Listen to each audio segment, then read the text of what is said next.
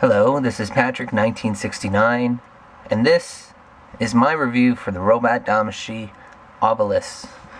Now, this is not a mobile suit in action, wrong series. This is not just a mobile suit. This isn't from Gundam. This isn't from any Gundam side, story, nothing. This is actually from another series known as Full Metal Panic. Now, this is actually from the second season of that show, the second raid, I believe it's called. And while I mostly focus on Gundams, I thought I should review this because it's really an awesome little toy. So, to kick everything off, let me show you its articulation. And keep in mind, this is a robot Damashii show, so there is a lot of it. You have double joints in the elbows, ball-jointed shoulders, ball-jointed shoulder armor. You also have the ball-jointed with a little bit of a twist on the hips, hip joints. He has double-jointed knees, as you can see right there. He has a ball-jointed ankle, and I believe, yeah, the foot does go up and down, so there's a ball joint in there. Both legs. In the back, or actually let's say in the front, you're going to have I'd say 3 points of articulation in the upper or mid-torso right here. There's the ball joint, of course. There's then a hinge, and then there's, I believe, either another hinge or ball joint connecting this top to the base. So there's a lot of articulation, and not only that, there's also the double articulation going on in the neck head area. The head is on a ball joint while the neck is on a hinge, so it's really neat there. Actually three, sorry. The lower part is also on a ball joint or a hinge. Looking at the back, the only real articulation are his little butt cheeks right here.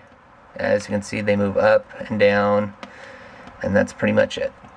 So that's articulation. And now let's move on to the accessories. Now, like any good robot Damashii, he gets a number of different hands. I don't want this guy to fall because he is very expensive, but I got him for a cheap price. So he comes with a number of different hands, including the famous jazz hands. He comes with a trigger finger for the right hand. Back up, there we go. And I believe this is the melee weapon holding hand. He also comes with a weapon open holding hand. An open holding weapon hand. And I'll explain that right now. In the weapons, which is this nice shotgun. Comes with a backstock right there, which I don't really see getting used too much, but the really cool thing is that the pump action on this shotgun actually works. Oops. And it's a little stiff, but yeah, it actually goes down and goes up. So that is very neat. He comes with a small combat knife right here. Okay. He comes with a changeable head or faceplate. Now it has a knife in its mouth that doesn't really come out. And let's see.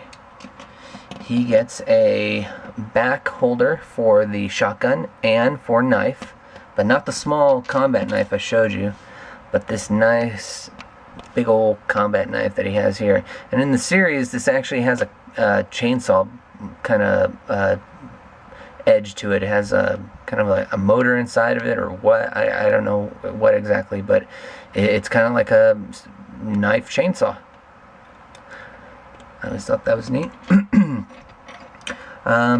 He also comes with another piece right here. This is for the back piece, to hold the weapon in. I basically think it's just to plug in. I can't read the instructions because they're in Japanese, so that's pretty much all I think it's for. Just to not have that big old chasm of a hole in his ass. Okay, so anyways, in the series, this machine is referred to as an Arbalest. or as the Arbalest. That's its name. But the machines in the show, they're called arm slaves or slaves. Yeah, just slaves. Sorry. I barely started watching the show like 2 years ago, and I drift in and out. But anyways, it's called a slave, and anyways, you know, they're all pretty basic except for this one, which has a special deal where it can use its supercomputer or whatever to turn the protective thoughts, I guess I could say, into action. So basically, if this machine's pilot was being shot at, or if this machine was being shot at, the pilot would imagine a shield, and automatically the shield would appear. So when that happens, you remove these two shoulder armors, and you replace them with these two right here. Yeah, these two right here. So it kind of has like a flaring out effect going on. And then in the back, these two pieces on each side come out, what I'm pointing at, and you can attach these kind of wing things that protrude out. That's them right there. Now in terms of price, pretty expensive. This guy is actually going to run you up about $50, and that's all he's going for, $50. Now I was lucky enough, which I highly suggest you go looking for, an American seller. This one was used. It didn't come with the box, but it came with the clamshell that, you know, holds everything in place, and the instructions. So really all I need is that box. And yeah, with $50 being the price tag for this guy overseas, plus whatever that shipping's going to be, finding him in the US for $24 plus $11 for shipping, it's quite a deal. Quite a deal. Even though the guy was in, I think he was in Bakersfield, and I know $11 isn't gonna is way too much for shipping, but whatever. Yeah, it was a good deal. So definitely check on eBay for this guy. He's really neat. Even if you're not into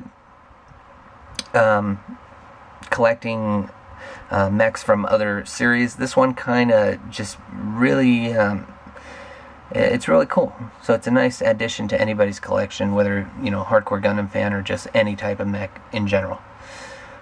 Okay guys, well, you all take care. Stay tuned for more videos, reviews, and sale videos and all that update stuff. And everybody take care.